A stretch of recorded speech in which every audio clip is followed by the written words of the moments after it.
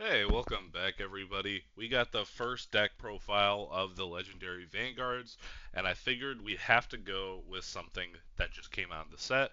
So I'm showing off the Chrono icon, or I should say, the newly updated Chronojet.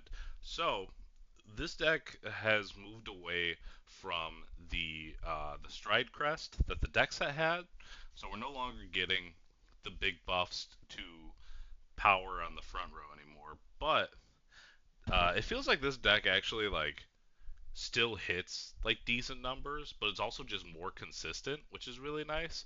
Uh, so I kind of like this overall. There is a consideration to update the original one, the Crest Stride, but my only issue with that is there's nothing from this new set besides like triggers and perfect guards realistically because all the everything's very icon locked, so there's almost no point to doing that. But this is going to be Chrono Icon. Let's go ahead and jump into it. And just so you guys know, I believe my next goal is to do Overlord. It's either Overlord or Odium because those got really good support in this set too.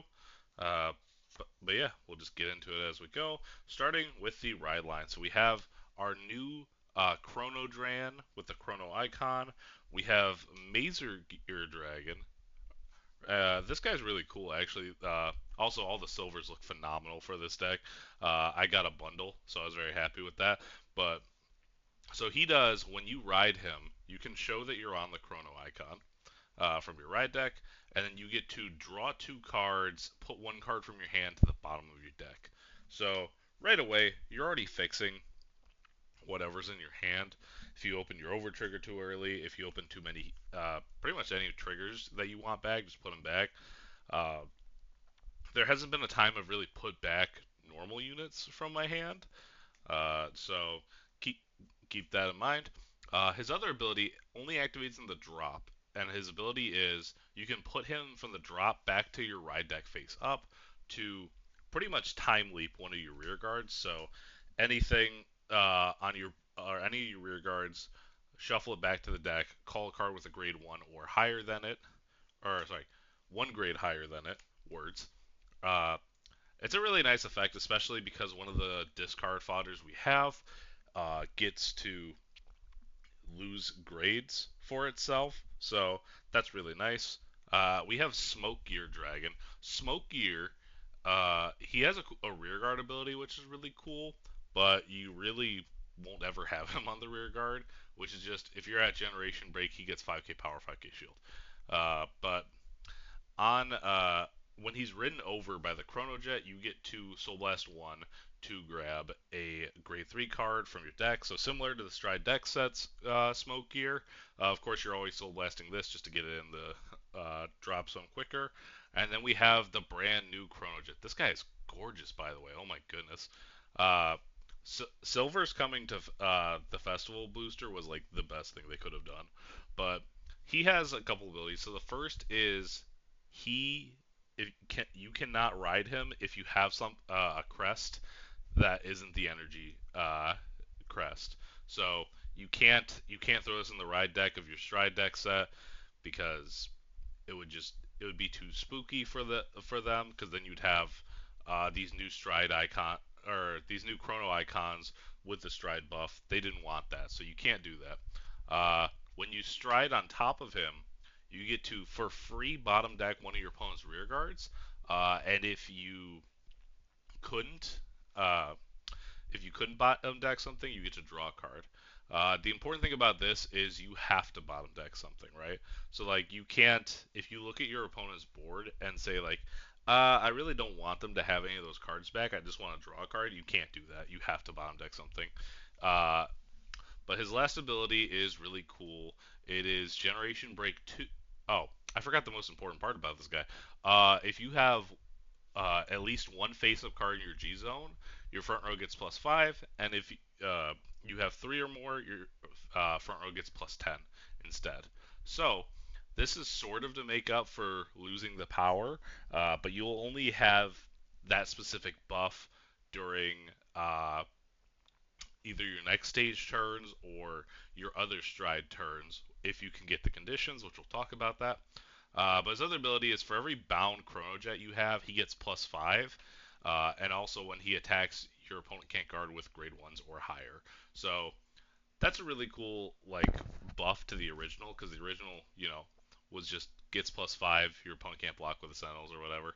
Obviously, the other one had more of the stride deck buff going to the front row, so it felt like it actually mattered. But just this being like, especially once you get to the more G zone cards, uh, like having three face up in the G zone, this is hitting for like 30, like 33 or 28 by itself, which is with no perfect guards, just a really nice number. Uh, but yeah, let's stop talking about the ride deck. Let's get on to the main deck.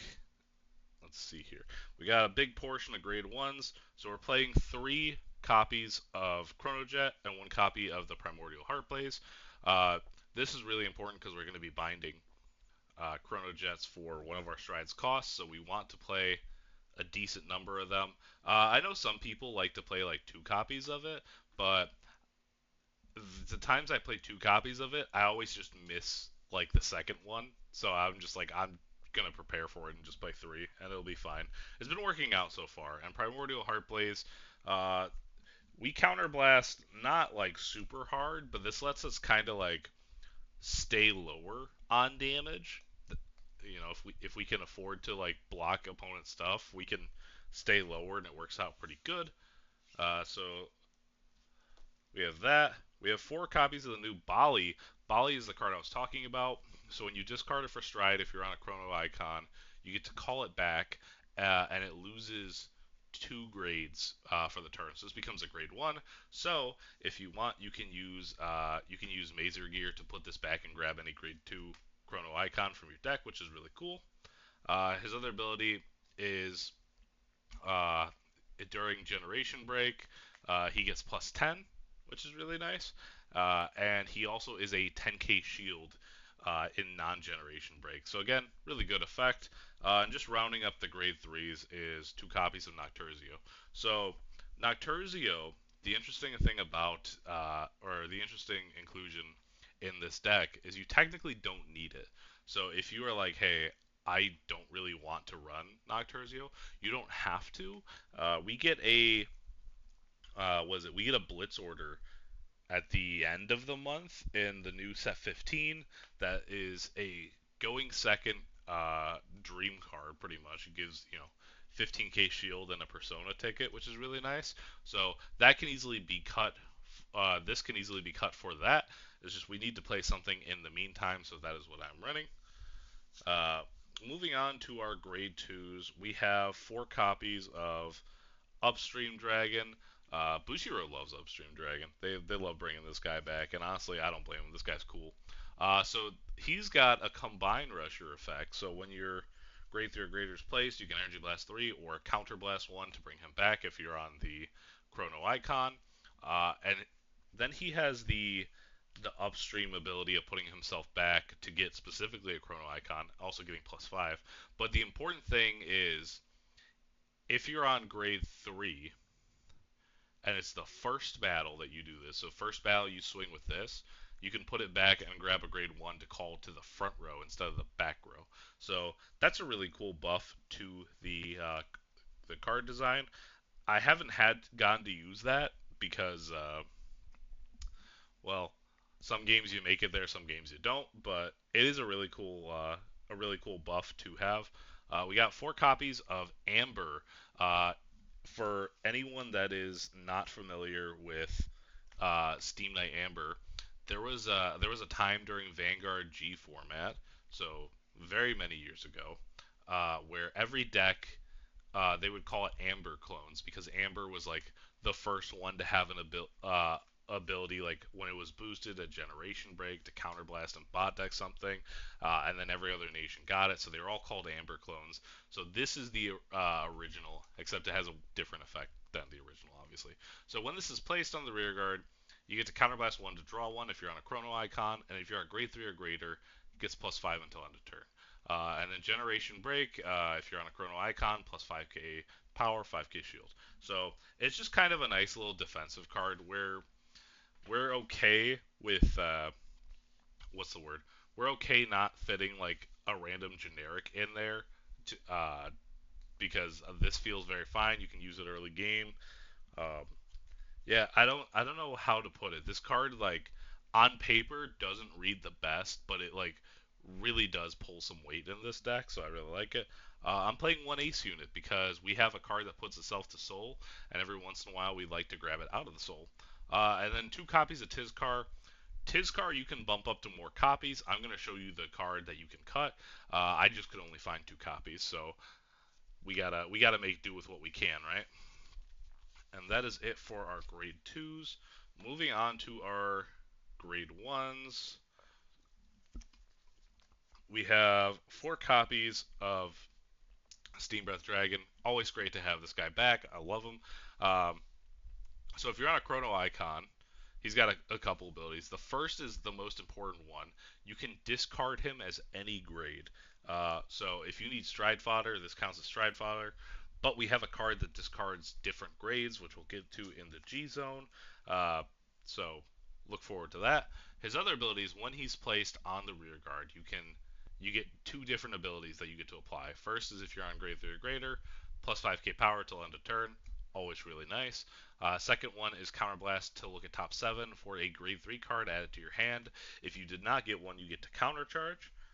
We're on 4 copies of Gigi. Gigi has the same thing where the turn is placed, she's going to get plus 5. And then if you strode that turn, end of the battle she boosts, she goes to soul and draws you a card. So this is the Shenri of the deck. This is typically what you are grabbing with your ace unit, typically. 1 copy. This card right here. This is the card we would cut for Tizkar. It doesn't. How do I put it? This card is not horrible in the current way that the deck is set up, but Tizkar would definitely be a better inclusion. So if you have the third copy of Tizkar, play it. If you're like me and you can't find it, this card is decent enough. Or you could play the Dark States Cat to get the counter charge, you know? And of course, we got to talk about 4 perfect cards. If you've been keeping up with this profile and you're like, dang, all of your cards are really pretty, why are these like the regular rarity?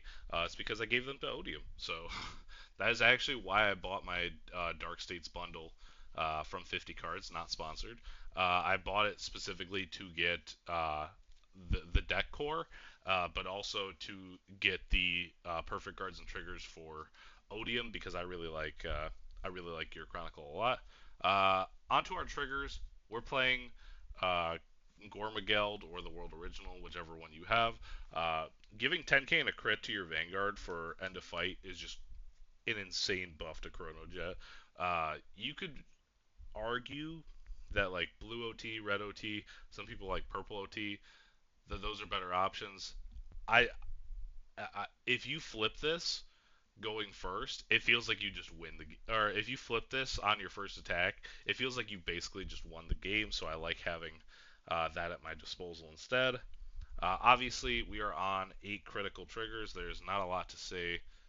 Maybe we should move you over a little, yeah? Do like something like that. Beautiful. We're on 8 critical triggers.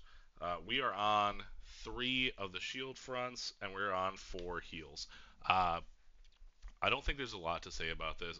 If you start playing draws in this deck, you will deck out pretty fast because I'm currently already decking out pretty fast, right? So you want to play fronts, and the soul fronts just aren't necessary because realistically, you don't do anything with your soul as compared to the uh, the stride deck one where you'll actually be like soul blasting and stuff from generic effects. This deck doesn't have too many generics to keep up with. So that is it for triggers, and normally this is where we'd end the profile, but we do have to talk about the strides, which is very important. So we're going to talk with, let's start with this one. So we have 4 copies of Mystery Flare Dragon.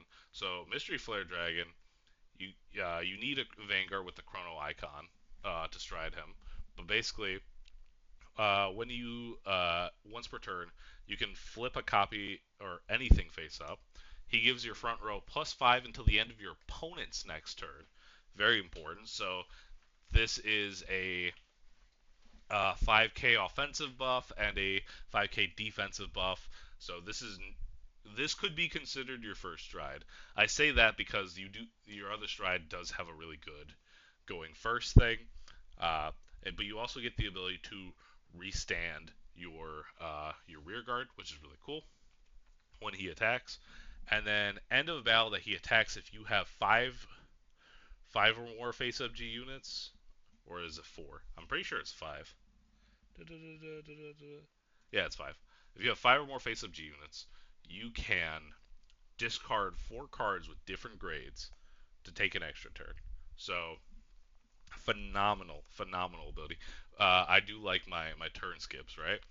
So this other ability doesn't come up as often. So you kind of obviously either the game doesn't last that long or the game does last that long. So for this deck, how do I put this? This is a good first stride, but this won't always be your first stride. This deck is very flexible with its two strides, I should say. And four copies of Chrono Dragon next stage. You can't have Chronojet without next stage. Once again, you have to be on a Chrono icon to stride this. The end of the battle that he attacks, you can counterblast one, discard a card to go back into and flip a copy of him face up to go back into your Chronojet Vanguard, and then if you bind a Chronojet from your graveyard, it gets its drive checks back, but only or it gets one drive check back if you have one or more face up in your G zone, but it gets two if you have any more. So that's a really nice effect, at least in my opinion. So you can kind of choose whether you want to like be defensive on your first stride, or if you're like, nah, I want to start like accelerating my bind zone, swing. So I think it's a really cool thing to give the deck, just making it overall more flexible. And the last part that I do want to talk about, you do have 16 cards in your G zone, right? So if we move these just a little bit here, you could opt to play the cards from the Stride deck set, right? You could play 4 Fate Rider, you could play 4 Chronos Command. You do not need these cards. So really quick, if you want to build this deck and you are like, oh man, he's expensive, he's kind of expensive, I don't want to touch them. All you need is this. Don't, just worry about this. Don't worry about these. These are not that important to the overall strategy of the deck because they will just get used as flip fodder. So I highly recommend like if you have them and you want to use them, go for it. Like just to be in there, have all the boys assembled. But if you're like, hey, like I really don't have the money for those, like just play this, you're gonna get by just fine. Because the moment that you go into either one of these, the moment you go into either one of these, your entire deck turns off because you're not on a chrono icon anymore. So very, very importantly, do not fret about not having those cards in your deck. But yeah, that is it for this deck profile. Bam! Look at that. We got through our first one of Festival Booster, and we will be getting through the rest of them very soon. Until then, I'll catch you guys later. Peace out.